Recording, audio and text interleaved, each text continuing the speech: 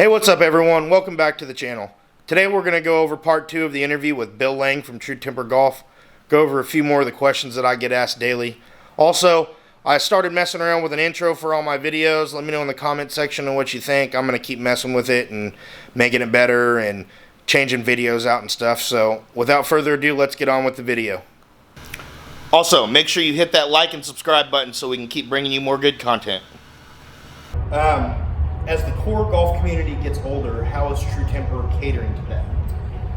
And they certainly are. That's certainly a true statement. We've been working really hard on new lightweight steel designs.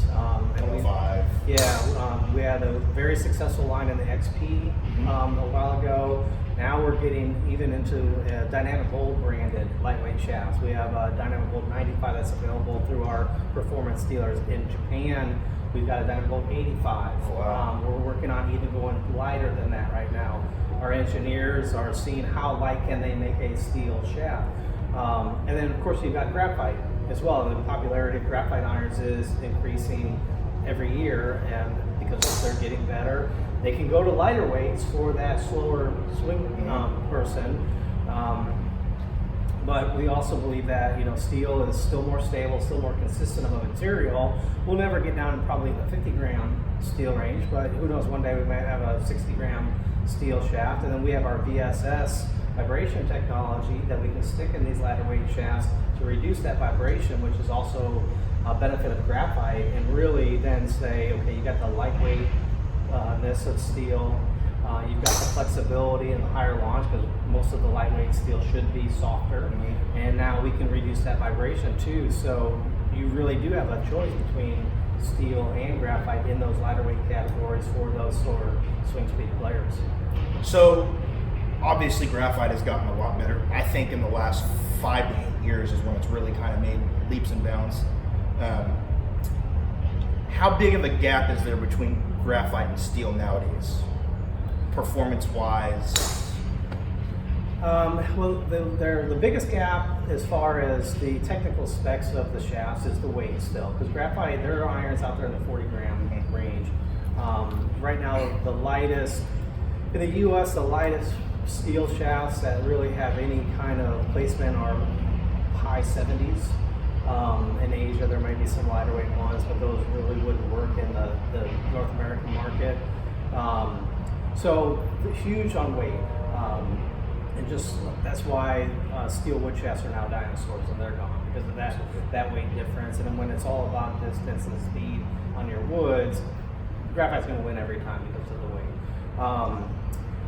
From a consistency and stability standpoint, steel still is better than graphite. And graphite is certainly getting better.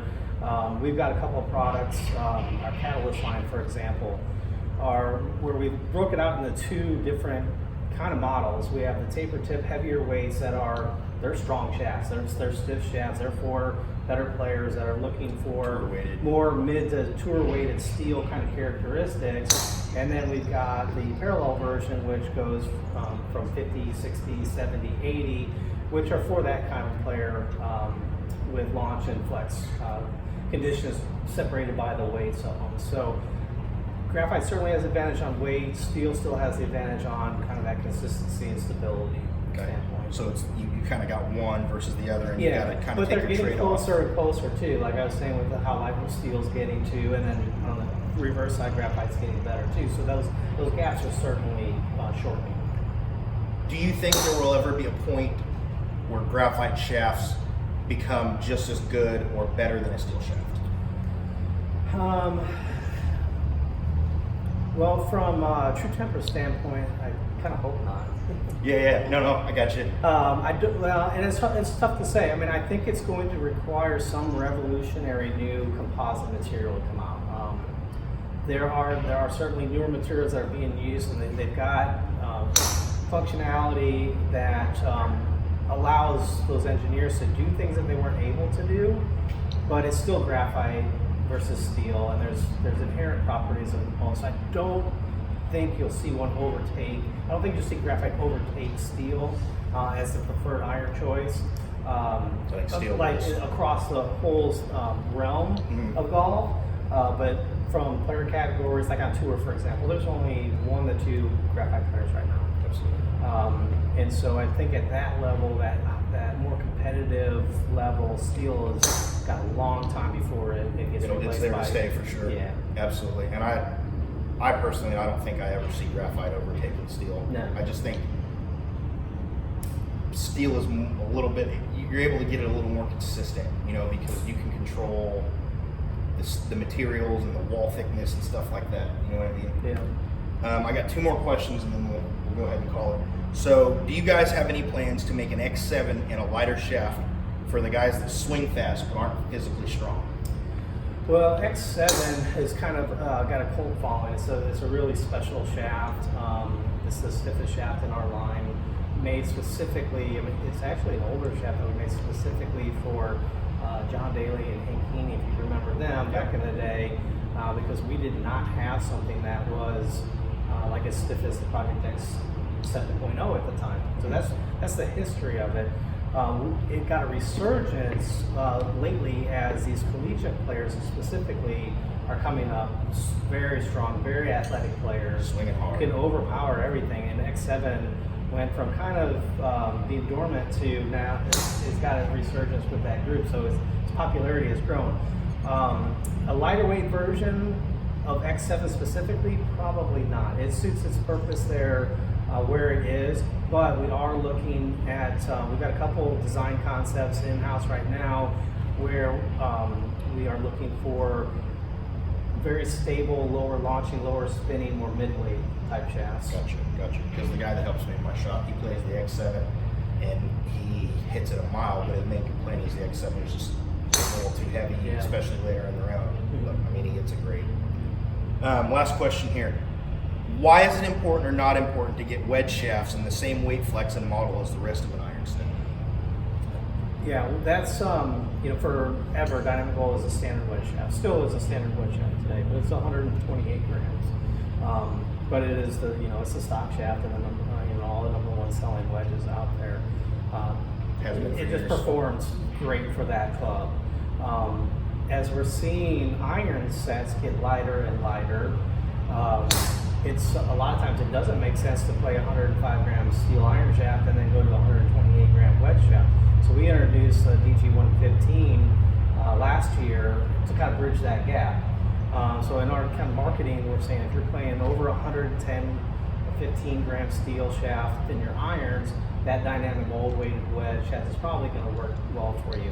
But if you get into lighter weight steel under 110 or even in the graphite, now we've got this option at 115 gram to kind of bridge that gap. And I think it's working. I think people are understanding that it's a more consistent flow as 3 irons and 4 irons are becoming less and less prevalent in sets. That means you can add more wedges to your bag now. I've done it myself. So that progression of now I've got a pitching wedge, a gap wedge, a sand wedge, and maybe a lob wedge, you're hitting those a lot more often for different shots and different distances. And you don't want to have to go from picking up a 105 gram pitching wedge shaft to 130 gram gap wedge. Quite a different feel. And on 2 different holes, it's a smoother transition. So you do kind of want a little bit more weight in your wedge because they're scoring clubs. You're not always taking a full swing. Distance control is the most important thing with wedges. You got to hit a number. So heavier weight still provides that a little bit more than lighter weight.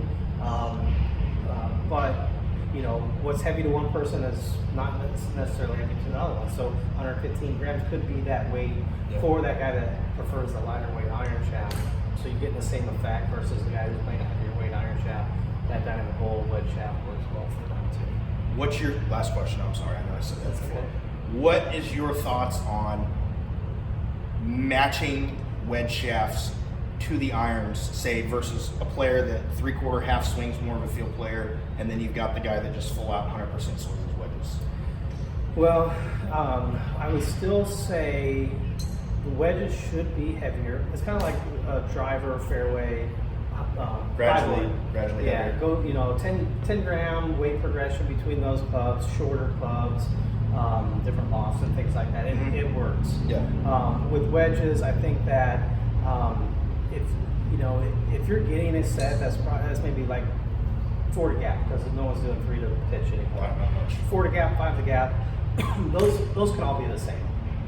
Then your scoring specific clubs, your 54, 56, 58, 60 can be a different shaft, because I guarantee you no one is 100% hitting 100% with force wedge, yeah. every single time, because you're just never going to be that lucky to land on that yardage every single time. So I still think that going a little bit heavier, at least in those sand wedges, lob wedges, is still a better way to go for better scoring results. Absolutely. All right, well, we're going to go ahead and wrap it up. I want to thank Bill again for letting us come in and get some footage and do an interview, and thanks for tuning in. Once again, make sure you like and subscribe, and we'll keep bringing you more good stuff. Thanks again for tuning in.